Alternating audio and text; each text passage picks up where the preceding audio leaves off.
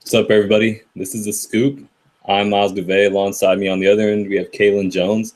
And we are going to jump right into the NBA here. We're doing a very NBA-heavy show. As you know, Kaelen, it's been the NBA playoffs that are in the heat probably right now, going into the final series for each conference. We have the NBA draft lottery coming up, and there's a little bit of beef for coaching questions as well on the other end. So there's a lot to get to, and we're just going to jump right into it. First off, Clippers, Rockets, um, total choke effort by the Clippers.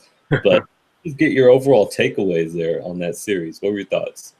It stinks to say, man, but the Clippers are who I thought they were. And first game of the season, everyone thought I was overreacting, saying they look the same. They didn't have again. You got Blake Griffin. It's cool that you got CP3. You need someone on the wings to really be that go-to scorer, and they didn't really have that. And then on top of that, their bench depth is something that we've touched on this show a few times throughout the season. And, it showed up at least in Game 6 and in Game 7. Both times where the Clippers, for them to blow a 20-point lead in the second half, where they're literally a quarter away from making it to the Western Conference Finals, is beyond me. I don't know who to blame. I know that's definitely been a question, whether you blame CP3, do you blame Blake, do you blame Doc Rivers? I just feel like the composition of the team, on top of the way that was managed, I think it's not just one person who bears like the sole responsibility for this team struggling, but at the same time, it stinks to see them feel like they felt like they got so much further, and you feel like the Clippers progressed so much further when they're getting to the same spot that they were getting with Benny Del Negro. I hate clamoring for him, but I mean, the result was the same in my opinion. And unfortunately for the Clippers, you don't like seeing them struggle all the way to the point where, again, they're already out of the playoffs. But I don't know what else to take away. It's going to be interesting to see whether or not Clippers can retain this core unit and whether or not they try to build off of it.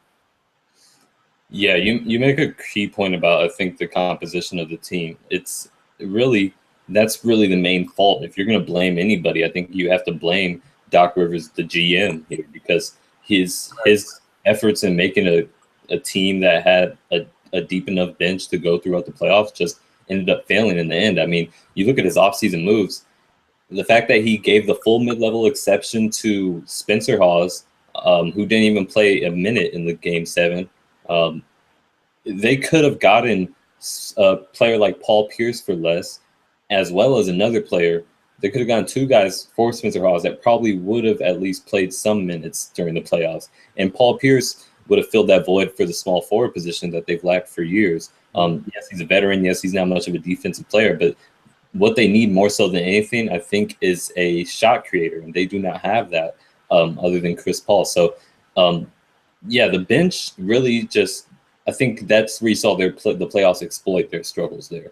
And coming off of the 7-game series against San Antonio, then going into another 7-game series against the Houston Rockets, that's when you see it really wear on a team that doesn't have enough depth. You can't just run 8-man rotations when you're going that deep into the bench like that. And they have or that deep into the series like that. And they have Blake Griffin, who gets worn out in the fourth quarter because he's playing so minutes early on.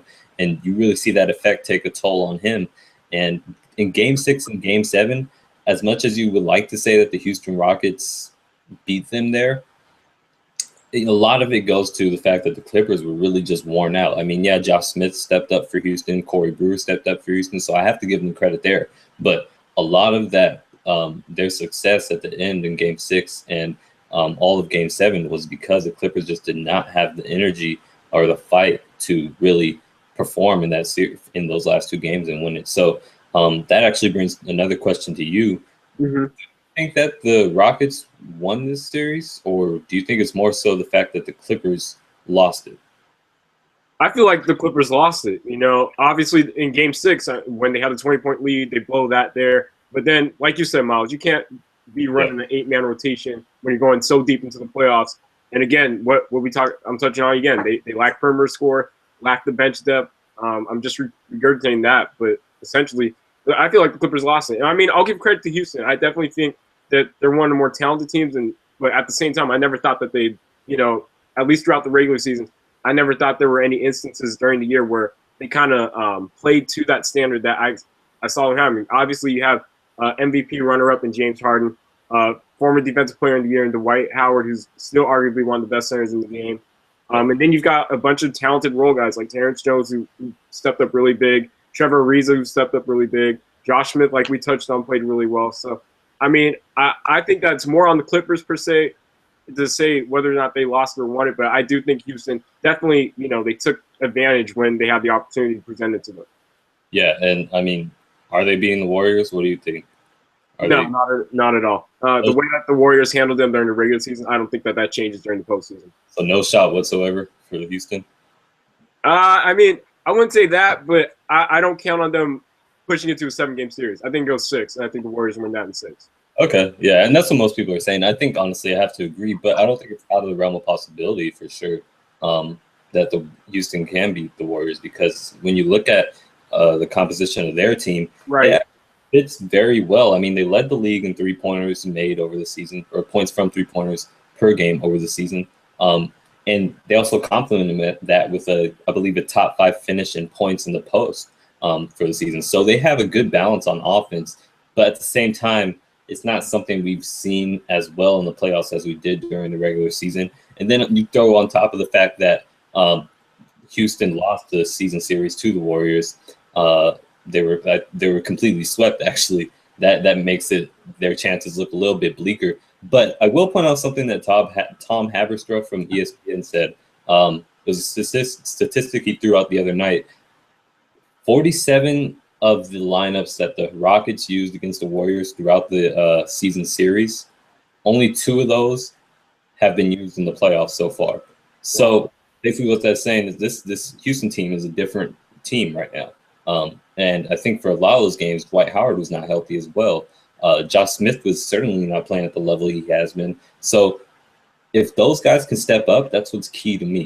James Harden is going to get his 20, 30 a game, but we need Josh Smith. They need Corey Brewer. They need Dwight Howard to be a post presence as well as somewhat of an offensive threat. And they need Terrence Jones as well to step up. I think that's what's key. And if they can get any type of production from Pablo Prigioni as they did the last game, then that's just icing on the cake. So I think it's early in the realm of possibility. But then again, they lost the season series. They don't have home court advantage, and they're coming off a tough 7-game series. Warriors have had a lot more rest. So it doesn't look like it's too much in their favor, but it is possible. And I would honestly not mind seeing it. But yeah, the Warriors are too good right now. So when we're looking at the Warriors, how far do you think they can really go? Well, it depends on who they face in the finals. To me personally, I think that they get by Houston. But I mean, you brought up a great point. Like as far as roster composition and what the strengths of the Rockets do and compared to the weaknesses of the Warriors, I definitely feel like it's going to be a better matchup than most people expect. And the way that I probably put it, I think it's going to be intense 6 games, but I just see the Warriors coming out with that. But as far as their potential is concerned, this playoffs, I think that I don't want to say NBA champions because I don't feel like they'll be able to put it together still for 4 games against either. You're looking at Atlanta, who's extremely efficient, and then even Cleveland. I just feel like LeBron's got that chip on his shoulder, like he's not letting that happen. So I don't know what their potential is. It definitely could be the NBA Finals or champions. I don't know. It's still up in the air, though, to me. It could. And I've been down the Warriors all year, as you know. I think I've picked against them every single series so far, except for the Pelicans series. That was just a gimme. But I picked them. I picked against them when it came to Memphis. I picked against them even making it to the NBA Finals, and I picked against them even finishing with the first overall record in the Western Conference around the halfway point of the season. And they've proven me wrong.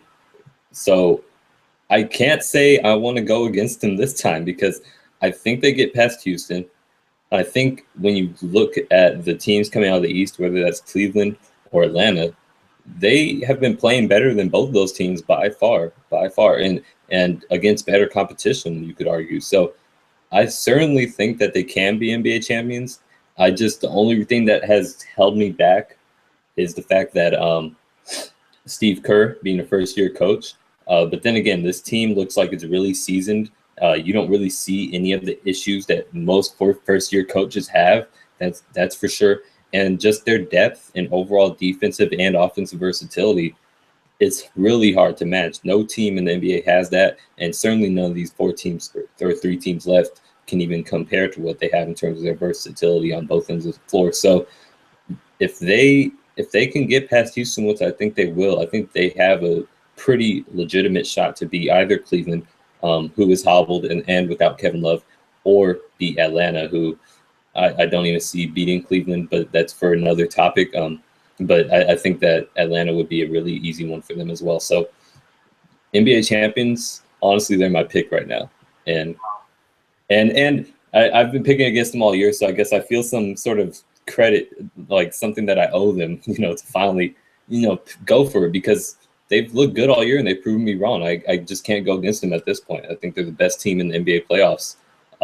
Then again, I said that about the Clippers, so I told you I'm not good at this prediction thing, man. Hey, man, it's not easy. It's not easy at all.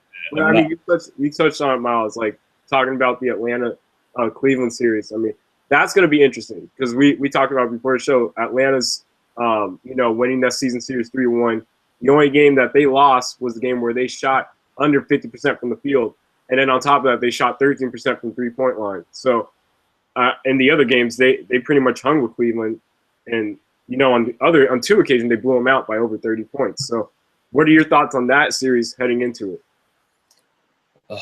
Playoff Cleveland and playoff Atlanta are completely different from regular season Atlanta and regular season Cleveland.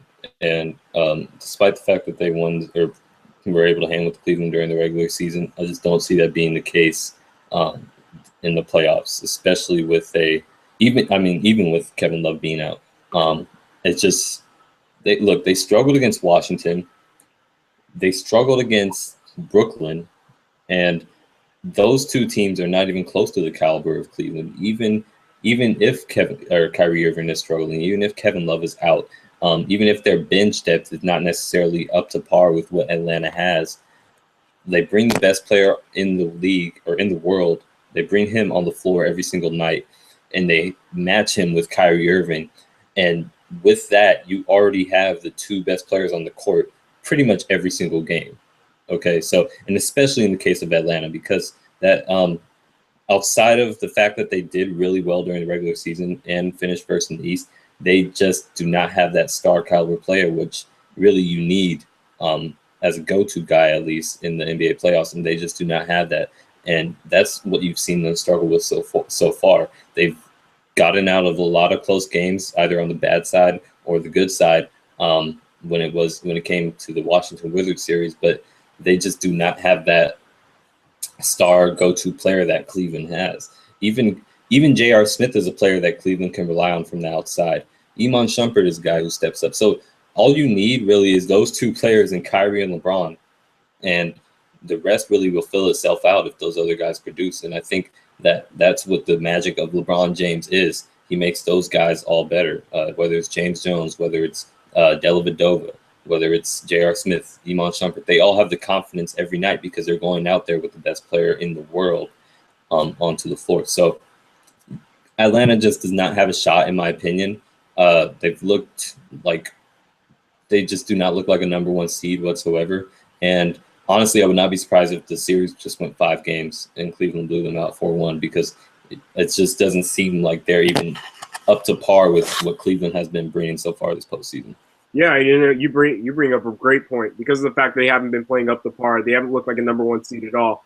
And you touched on, Myles. We said it before. They don't have the star power that Cleveland has, and that I love that point that you brought up. The fact that Cleveland can rely on J.R. Smith or even Iman Shumpert to really step up and sort of take on that role because of the confidence that they have playing with the best player in the world. So I think that's really the difference in this series is the fact that you have someone like LeBron James, someone like Kyrie Irving. I mean, again, they're without Kevin Love, but still look at the dominance that they showed against Chicago without Kevin Love. So I just feel like Cleveland, like you said, this series could very well end up being a 5-game series. In the first game, even though Cleveland ended up winning that game, they held. I think they're a stronger defensive team now than they were in those 3 games where they lost. I don't think that Atlanta's going to be as efficient.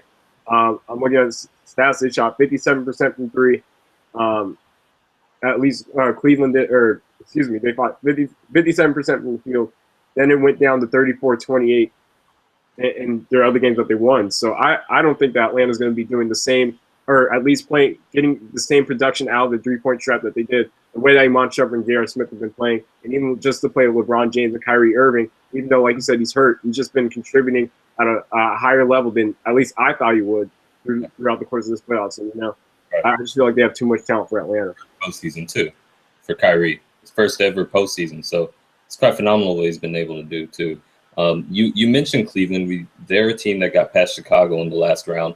And, Kaelen, there's trouble brewing in Chicago, of all places. Not only do you have Tom Thibodeau being questioned as a coach, or his coaching position being in question for the next season, which we'll get to later, but you have Derrick Rose and Jimmy Butler, apparently, who clashed. First of all, what are your takeaways on that? And secondly, what do you think is the importance of that heading into the offseason where Jimmy Butler is going to be a restricted free agent? We noticed it during the game, at least during not game 7, but during game 6 where Cleveland ended up winning the game. We talked about it before. Derrick Rose started off extremely hot, and towards the second half kind of started to defer to Jimmy Butler in the second half, and that was that really for Chicago. But as far as the dynamic in the locker room, I know D Rose has been known to be maybe not necessarily dramatic, but be more of the beacon for the emotion from other players. A bit passive aggressive, I'd say. Yeah, exactly. And so it doesn't surprise me that his name's being mentioned in this, but for Jimmy Butler to be involved, that's kind of the shock for me, because to me, I know that he gets intense during the games, but I wouldn't expect that demeanor to kind of show up during the postseason in such a crucial game where, again, I know that Butler's beginning to come into himself, at least on the offensive end, but I still feel like that's Derrick Rose's team, because whenever he plays extremely well, he elevates the level of the entire team. And I know Jimmy Butler's starting to get there, and maybe that leads to him walking and going somewhere else during the offseason, but at the same time, I still feel like that was Derrick Rose's team for him to kind of, tread the water and kind of step into his role. To me, is what led to the eventual fall. Yeah, well, Butler is staying. I don't think there's any question about that. At least there shouldn't be, because he's restricted. If a team gives him an offer sheet, but Chicago is likely going to match it. But what's interesting to me is that it brings into question, at least for me, who is the star of this team going forward. I mean, Jimmy Butler, like you said, has emerged. He got the Most Improved Player award for the season, and I'm not sure if he got Defensive Player of the Year. But he was Most Improved Player over the season. And it's really interesting to see Derrick Rose, who used to be the star of Chicago and probably still is because he is a hometown kid. And like you said, he does make his teammates better when he plays better. But at least in my opinion, I don't think Derrick Rose is much of a superstar caliber player anymore.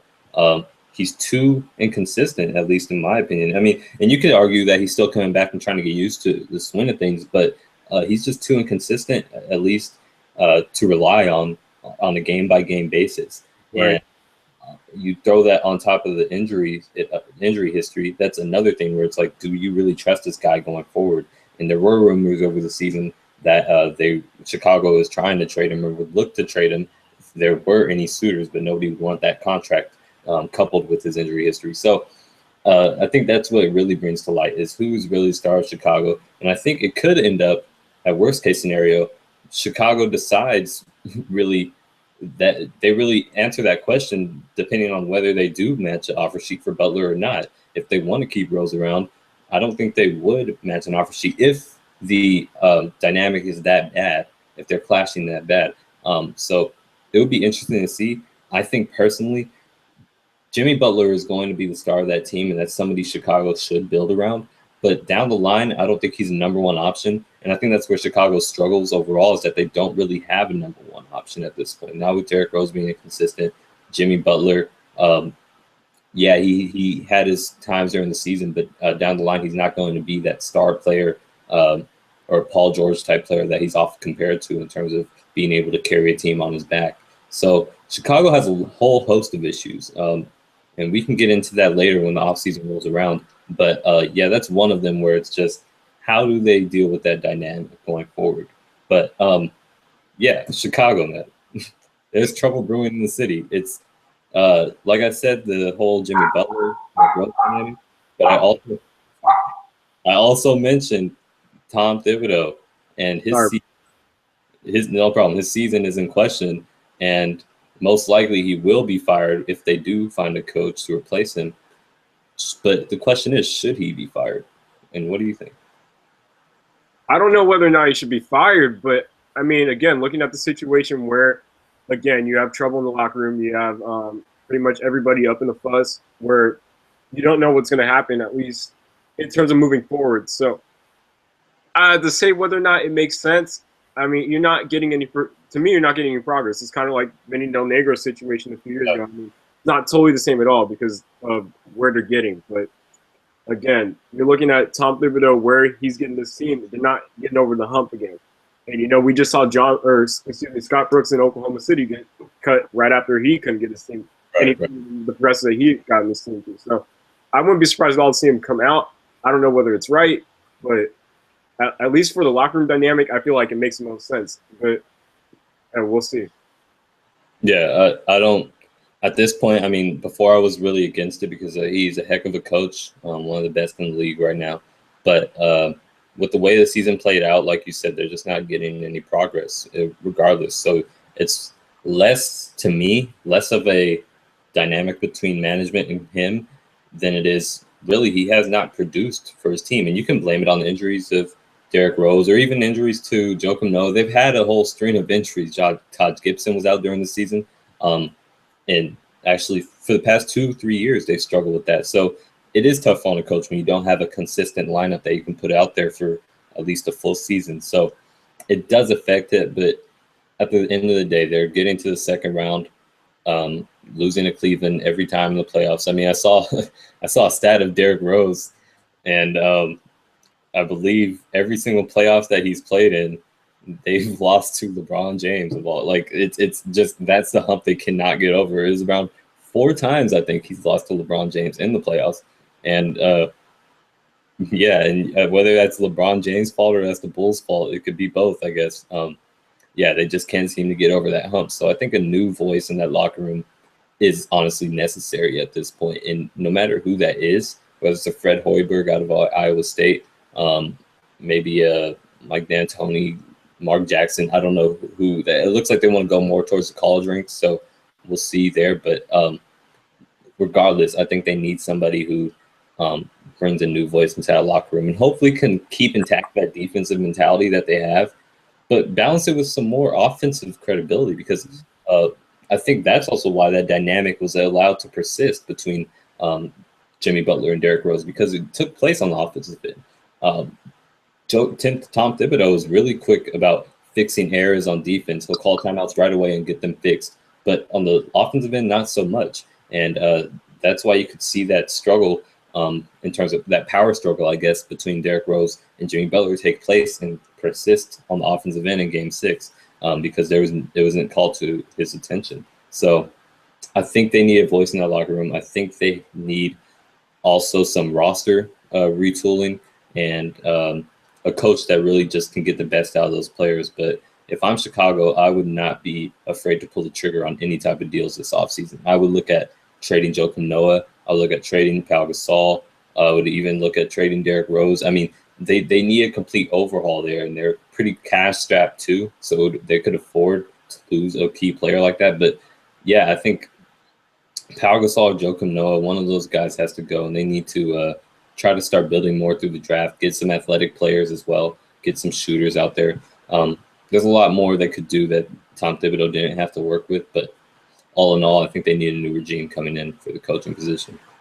Yeah, no, you bring up a great point. I think that I think they sort of do need a whole overhaul. I mean, you said it.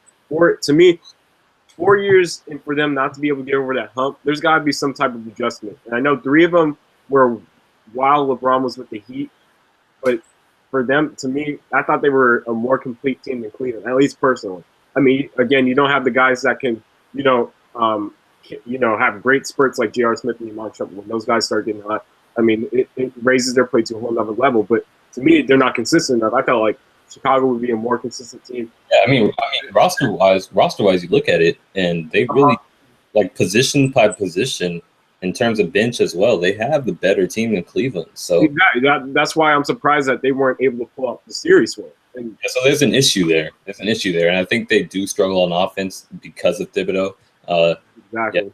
They rely a lot on their defense, and you can see there's really they're really kind of discombobulated sometimes on offensive end of the ball. So exactly. So why not add an offensive coach that brings in that, makes the offense more efficient? Because you couple that with that strong defensive play, you got Joe Kino, who's always in the conversation for like defensive player of the year. I don't know if he's ever on all defensive first team, second team, whatever it is. Right. Jimmy Butler, who's one of the best perimeter defenders in the league. You couple that to me with a stronger offensive mindset, and you get more production on the offensive end.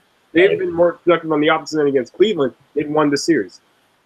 Yeah, and they need to fix the backup point guard spot too, in my opinion. And they really need some athleticism in shooting, perimeter shooting. They don't have that whatsoever, and I think that's what they're going to look into. I mean, a guy that I'm gonna bring up that I personally do not like, but I think would fit well and be better in Chicago than he is for Los Angeles Lakers. That's Wesley Johnson. He's a free agent. I feel like they can get him for the lowest price possible and bring him in. He has an NBA-ready body in terms of his athleticism. He was a top number 4 overall pick, believe it or not, by the Minnesota Timberwolves. Of course, he hasn't panned out to live up to that, but he has the athleticism. He's shown ability to spot up and shoot. He's not a creator whatsoever, and he can make some athletic, dynamic plays for you. And I think that's valuable on the team like the Bulls, or even a team like the Clippers, where they need some athleticism or just someone to step up on the wing position. So, yeah, I would look at guys like that, just some low-end guys. They don't have a lot of flexibility to sign a max player. So just make sure they bring Jimmy Butler back. I think that's key. You can't let that guy go. That's for sure. Yeah, and then you touched on Myles. The NBA draft going to come up. I know that you're invested big time being a Lakers fan because y'all were so bad this year, ended up with, what is it, the 4th overall pick? That's your odds. Let's not forget that Miami's in it too, man. So. Hey, that's all right. Miami, we went 4 straight NBA finals before we ended up here. You got to reboot. Hey, this is our 4th trip in the franchise's history, man. So, I mean, come on. Our 4th trip to the lottery in whatever, 50, 60 years. So, I'm not complaining. I'm happy I'm around for it, I guess. We had a good pick last year with Julius Randle. Of course, he got hurt, but still, I think he has a lot of potential. But yeah, man, I have prayed, I think, more so in the last few weeks than I ever had in my life. I've prayed more. Oh my goodness! Because it's tough, man. It's a really nerve-wracking thing because I think this for the Lakers, they have more hinging on this draft than any other team, primarily because they have the potential to lose their pick. The Knicks don't have that. The Sixers do not have that. Minnesota, Orlando, none of those teams have that. But if the Lakers fall to the top 5, which is surely possible because they are sitting at number 4, they lose that pick, and it's really vital to this team to build with some young talent. So I'm a nervous wreck, man, but I definitely look forward to it at least being over so we can get some closure on the situation.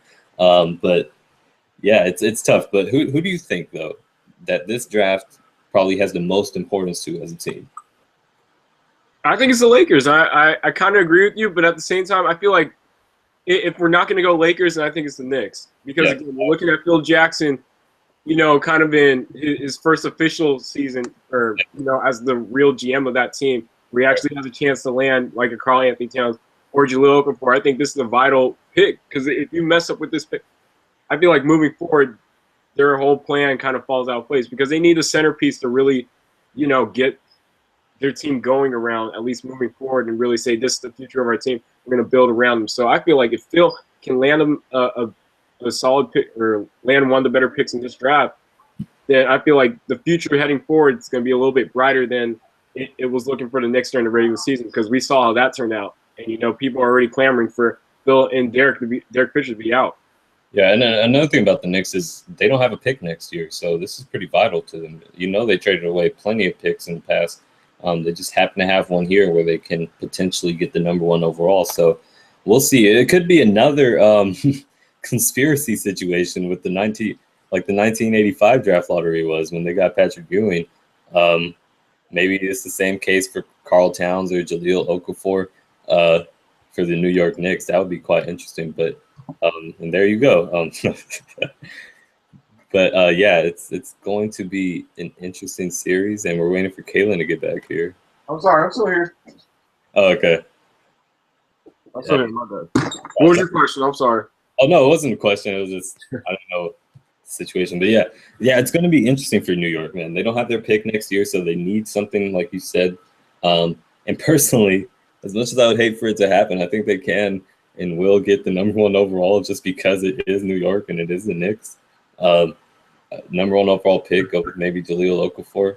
But yeah, it's vital for this team that they do. And for Philadelphia, I think they'd be comfortable anywhere in the top 5. They don't really have needs at the big man position. So, yeah, I think it really comes down to Knicks and Lakers who have the most hinging on this. But in the case of the Lakers, I may sound biased here. I think one more lottery pick plus that cap space, they could be a contender in 2 years. I really think so. Depending. Always. Well, come on, man. Look, okay, we have they have Julius Randle coming back. This year, hopefully, if he's healthy. And then they have another lottery pick, hopefully, if they get it. And that's pretty much 2 lottery picks in 1 year. They also have the later pick in the end of the first round, at round 27, that they got from Houston. So they can get some really quality players, plus that cap space. Maybe not a healthy Kobe Bryant. It could turn out well for them down the line in 2 years, especially when the cap raise goes up after 2016, I believe. They have the potential to be really good in a couple of years. And I'm not just saying this, man. You know I'm pretty impartial and I'm pretty unbiased as a Laker fan. Oh, yeah, you are. as much as I can be. As much as I can.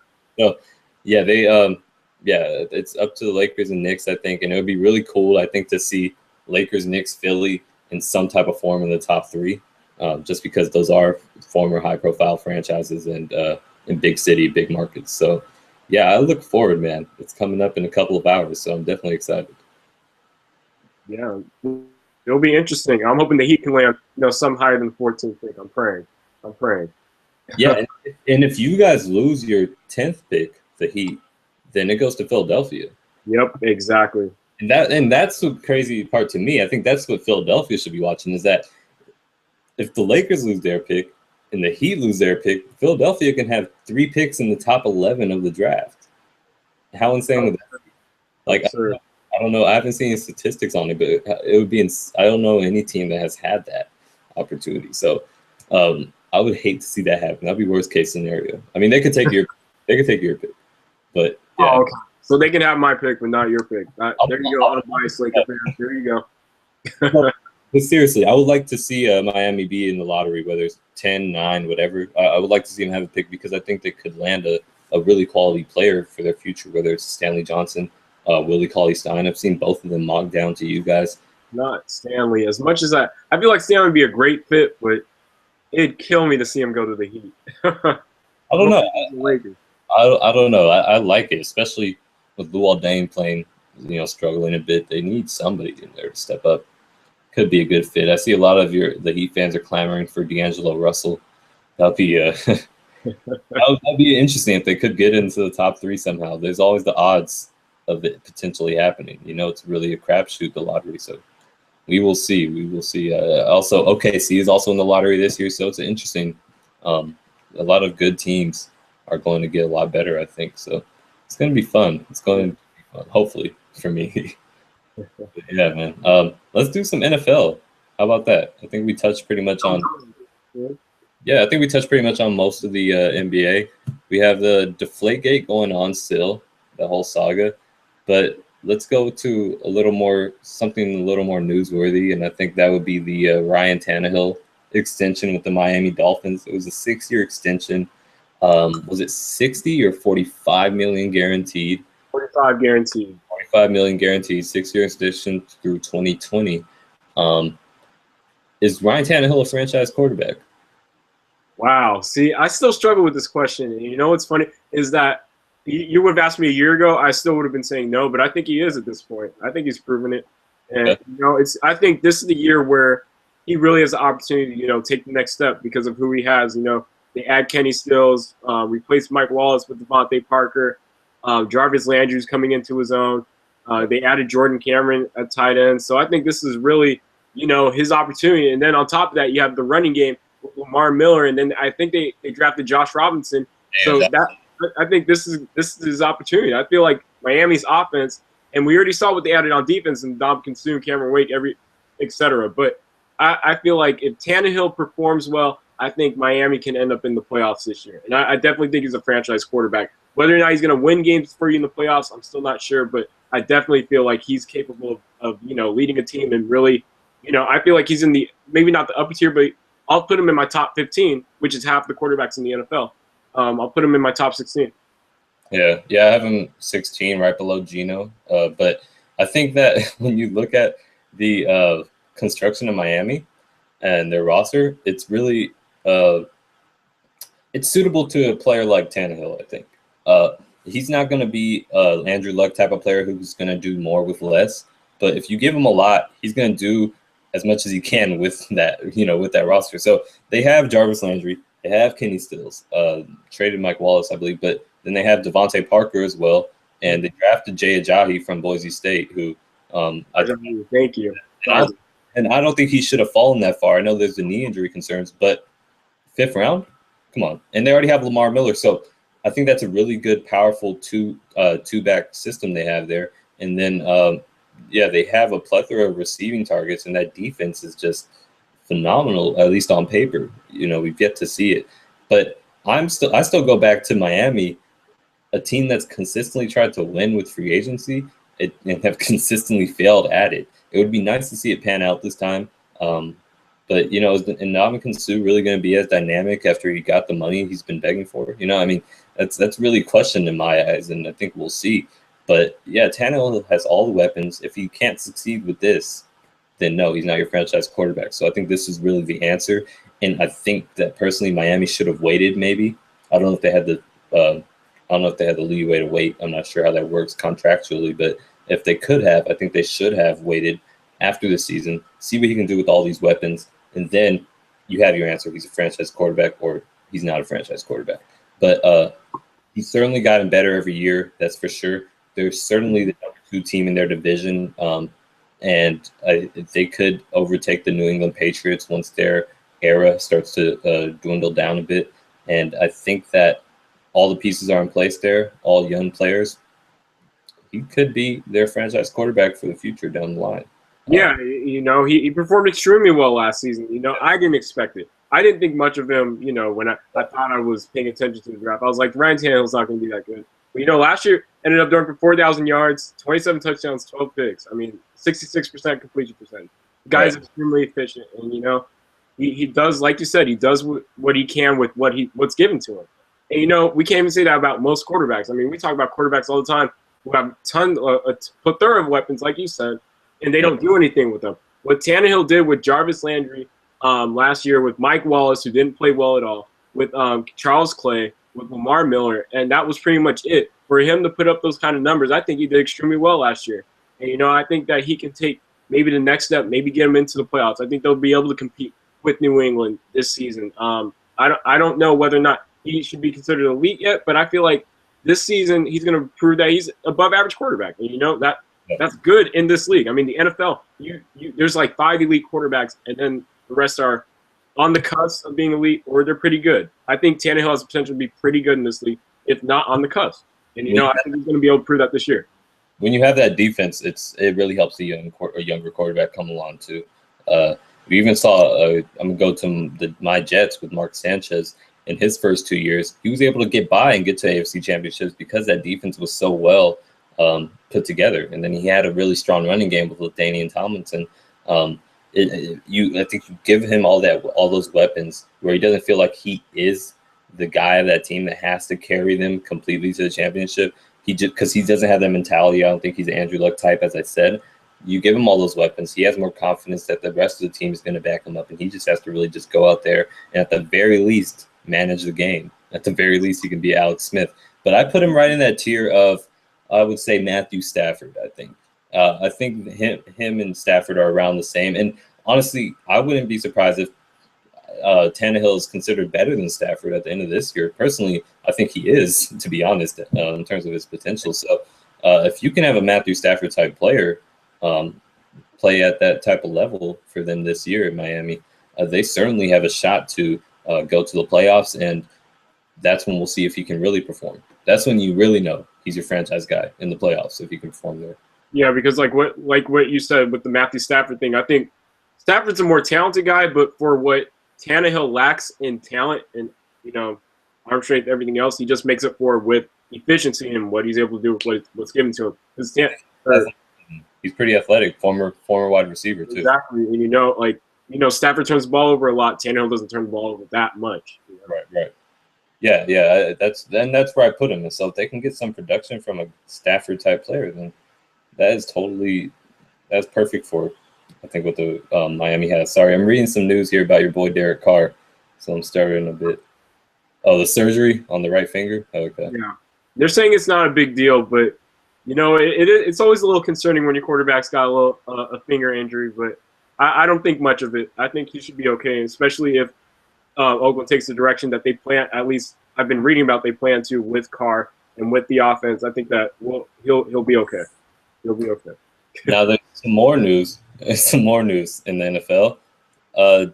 Broke around 30-40 minutes ago. The NFL owners have approved to move the extra point attempt 15-yard line to the 15-yard line, and it allows defenses to score on 2-point attempts in 2015.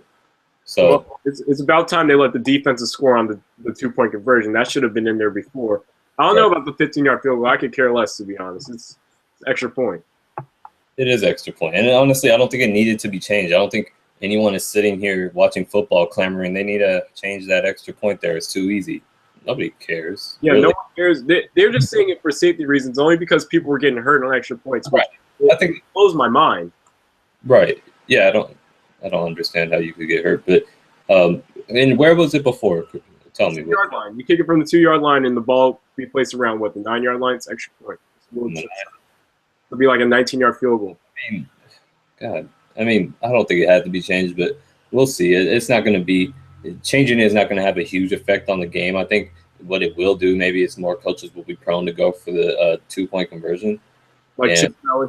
Chip Kelly, he'll have a justifiable reason now. So, first touchdown of the first quarter, and he can go for 2 there. But yeah, it's that's probably going to bring more excitement, I guess, to the game if more teams are going for the extra point or the 2-point conversion. But it's going to be interesting how that plays out at the end of games when you have a bunch of scores like, I don't know, 16-9 or like just random scores, 16 to whatever, 14, just weird non-football scores. It's going to be strange because everyone's so used to, the traditional 14, 7, 21. But it should be fun. I think it adds a different dynamic to the sport. So yeah, I'll change up the lines for gambling purposes too, I guess. Oh yeah, that's also Vegas is looking at that. Yeah, that's also a factor. But gambling, let's see. The Patriots, I think they're gambling a bit with their credibility here with the Deflategate thing. It's continuing to play out, man. It's continuing to play out. They just, I believe, filed for appeal. Tom Brady filed for appeal. Robert Kraft revoked his appeal, said he's going to accept the punishments. But the NFLPA is now trying to get Robert Kraft off from overseeing Tom Brady's case. I'm kind of shaking on the thing, but yeah, they're trying to get him away from overseeing Tom Brady's case, using his past history with the Adrian Peterson decision as one of the many reasons why he should not be and has been inconsistent with these type of decisions. So is it really this big of a deal? Do you think that Tom Brady, in the end of the day, will get his suspension reduced? Should we be really clamoring over this and attacking the Patriots? As far as Tom Brady appealing for his suspension, I'm not surprised. Good for him. Like I said before, it's a 2-game suspension. It should end up being a 2-game suspension. Right. But as far as them trying to push out Roger Goodell from overseeing the trial or whatever the case is for the New England Patriots repealing their suspension, to me, it's not that big of a deal. I understand why you don't want Roger Goodell, who gave the suspension in the first place, to oversee, them trying to appeal the suspension. It doesn't make any sense. It makes no sense. It makes sense to me that he has the power to essentially cover an own appeal of something he ruled down initially. If I'm Goodell and I'm ruling down or I'm covering appeals, then no way I'm just accepting that appeal. I'm in that courtroom for what, like 10 minutes. I'm just leaving, man. If I'm Goodell, man, I'm in there. I'm just sitting there. I'll listen to you. I'll say, okay, 4 games it is. I'm not even listening to him. I'm like, okay, so you know why I'm here. Yeah, I mean, essentially pull a Marshawn Lynch, because it's like there's no – it just doesn't make any sense. So I understand where the NFLPA is coming from, because it's like essentially having I can't even think of a simile or an analogy here, but it's just – it's like if your mom tells you can't do something, so you go to your dad, but your dad sends you back to your mom to ask for permission before you do it. It's like, well, what am I going to do? She already told me no. Yeah, that's exactly what it is. It's like running a hamster wheel. You're in the same exact place. So yeah, I completely understand what the NFLPA is trying to do, and he honestly did kind of drop the ball on the Adrian Peterson thing. So they have a viable case there, and I think it would be a lot better if it were seen by third party, or for both Roger Goodell, for the Patriots, or for Tom Brady, because I think the more Roger Goodell kind of strays away from this and strays away from the public light in terms of making decisions, the better for him. Yeah. I think, at this point, he's kind of starting to gain more favor with the public eye, and I think that he should not really tamper with that a bit. But we will see. I know where the NFLPA is coming from. I don't think it's that big of a deal. I don't know yet if the Patriots are cheaters, and that's something I want to ask you about. Do you think they are cheaters? Yeah, by the rule of the law, yeah, but at the same time, no, because who cares? I think I was talking about this with an older gentleman the other day. He was telling me how when he used to play football, I mean, quarterbacks always carry their own footballs and they beat them up as much as they want because they want them a certain way. So personally, I don't feel like it's an issue at all. I feel like by the letter of the law, they broke the rule. Right, but then there's that's an unwritten rule that players have been breaking for centuries, to me, and the Patriots just got caught. Then there's other things, and you have the Deflategate, you have the the Spygate, and then there's a lot of other conspiracies or suspicion out there, because the article I sent you about a week back or so that you said you couldn't open the link to, and I couldn't I didn't end up telling you what it was. What that was about the Patriots, and I believe 3 or 4 teams complained about their headsets going out at crucial times in the game when they would face the Patriots. And it was the Lions. I believe it might have been the Vikings. I don't want to put any names out there that I'm not sure about, but I know definitely the Lions did. And these were all in separate years, but all in different instances against the Patriots. And one of them said it was on a 3rd down call in a vital time of the game, headsets went out. And it's just things like that, even if it's not true or not. They said it doesn't occur to any other team except when they were playing the Patriots. If that comes to light too, then it's also another big blemish. I think when there's smoke, there's fire, man. And that's how I always take it, especially in the NFL. If a rumor gets out like that, most of the time there's fire there. Yeah, there's definitely fire there. There has to be. Yeah, so are the Patriots cheaters? I honestly have to say, well, they're not the most truthful team in the league. They're cheaters. Okay, let me say this. They're cheaters. But the incident that they got caught for and they're being punished for, to me, is no big deal. Because quarterbacks have been doing this for years. It's how football is played. But Spygate, everything else, like the funneling, or now that you say channeling the headsets and everything else, that's cheating. Yeah. Tuck rule, I'm waiting for the Tuck rule to come to light, and I can't wait for that. I cannot wait for that. The moment they say the Tuck rule was a product of some Patriot official talking to the official and everything else, then happy day. Hey, I mean, it's possible. I would not be surprised at this point. I wouldn't be either. Not at all. I agree. The Patriots are cheaters. They are. They stretch the rules, but there's a limit to where you can stretch the rules and still call it stretching. At some point, it's just straight out a lie. You know what I mean?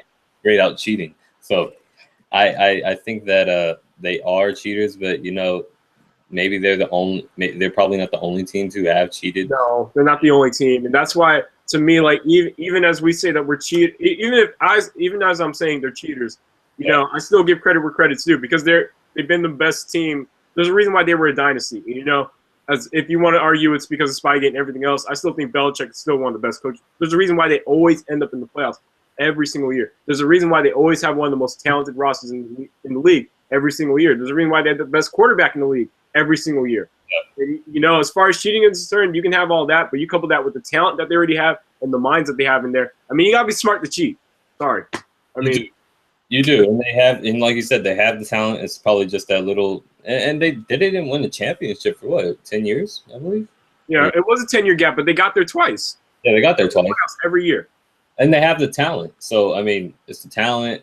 The other thing, the cheating maybe pushes them over the edge a bit, but hey, everyone has a little something to get them over the edge, I suppose. And you can't argue against their success. They're a great franchise, and honestly, they've been a stick in the butt for my New York Jets there in the AFC. So yeah, you know, they've been a stick in my butt for the past decade, watching them succeed, and the Raiders just plummet. So yeah, but yeah. I don't know if that's directly tied to the Patriots. That's just the Raiders. Definitely is. The Tuck rule, man. I wrote an article and I'll harp back on it. Tuck rule is the reason why the Raiders are where they're at right now. I'm telling you. Well, definitely check that out, guys. Definitely check that out. I believe it's on your Pitch and Catch blog, right? That's right. I wrote that in like 2012, I think. Yeah. So still the best article I've ever written. Check that out for some nostalgia. But is there anything else you want to touch on here, man? Anything you want to shout out before we go? Dude, Chelsea football, English Premier League. That's my team. I'm a big English soccer buff. You know, they finally lost this week. 3-0 lost to West Brom, but you know we already cup champs, so it doesn't really matter. But shout out to them. Definitely, and everyone, all my Laker fans, knock on wood today. Okay, it's gonna be. I'm here with you. We're all here in spirit. Let's get this top 5 pick, and we're all here in spirit. Oh my gosh. Serious, bro. But yeah, so that is a scoop with Myles Duve and Kaelen Jones. Definitely check us out on YouTube. Check it out on Twitter at Myles Duve, at Kaelen Jones. And we'll be at you next week, hopefully with the NBA mock draft with the Lakers included in it. Yeah, we'll get back to you guys. All right, enjoy.